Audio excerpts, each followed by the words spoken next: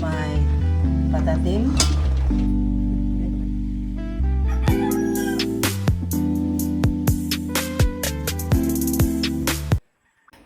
So this is my ingredients for my pork patatim. Na soy sauce, na makita nyo, magic syrup, na oyster sauce, na kunting sugar, na susena, beef cubes, laurel, na garlic, na ay siling haba, ang special gud ani mao ni ang kangkong. Hello, good morning. I will cook a special menu for today. First, I will reveal you later. First, I will some oil sa kalaha. Mainit na yung oil sa kaha, I will put the garlic. After that one, I will put the red onions. See?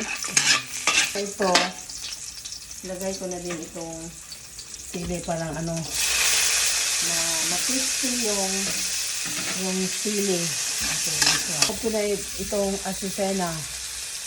I-add ko na itong bay leaf. Wala mo naman ako mag-brown na ito. Konting crispy lang sa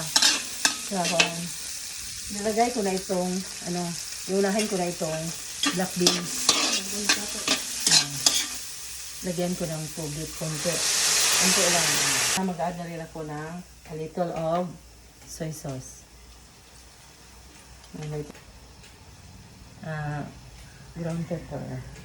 Lagay ko na lang itong, this is beef cubes. Beef cubes can be used also sa mga niluluto ng pork. Mas masarap siya kaysa pork para sa akin. Okay, magdagdag ako ng tubig kasi may bukal na. Dagdag ng tubig. I'll add some sugar.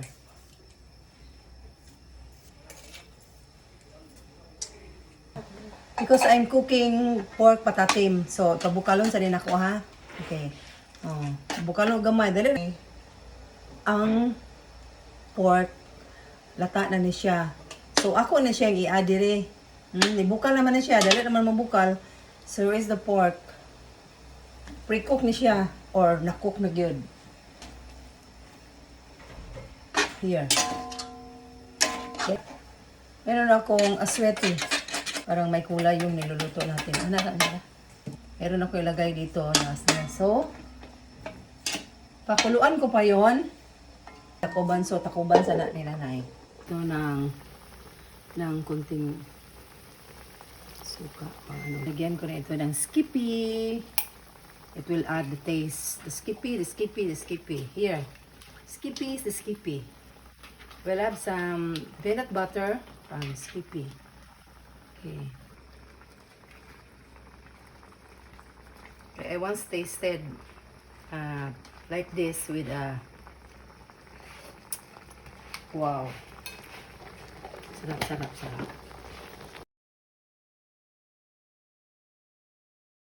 Okay, ato lang ilunod ang mini kangkong. Pwede na siya kakuban sana siya gani.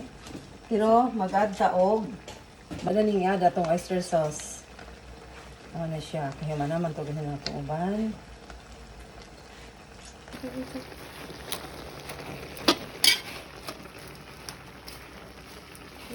So ako na niya di akong buong chili sauce kini pong kuan brown pepper. So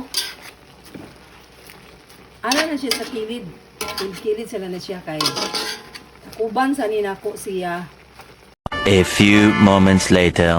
So guys, here's my pork patatim a la Merly. Hi! Pork patatim a la Merly. Ready to eat na! Thank you!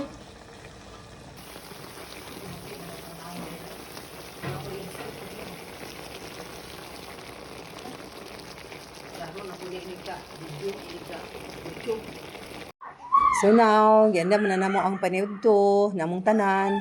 So diyan na sa table ready na siya. Okay, amo nang gandaan kay mga daod, mga unami, tawagon na pud na akong mga kauban sa balay. So here is this. So na may bisita. Batang gamay apo sa among panday. Nagduwa sila si Gabi. Ano ba't bata kaya mo dili siya mo ila. So, gandahan ni nanay ni. Yung tanong-tanaw naman siya. So, after naggama ko Tomato Q para na po sa snacks nila yung hapon 3 p.m. So, akong itanaw, nag-update ko sa ilang trabaho diya sa gawas o nanay ako nga improvement, finishing na nila. Okay?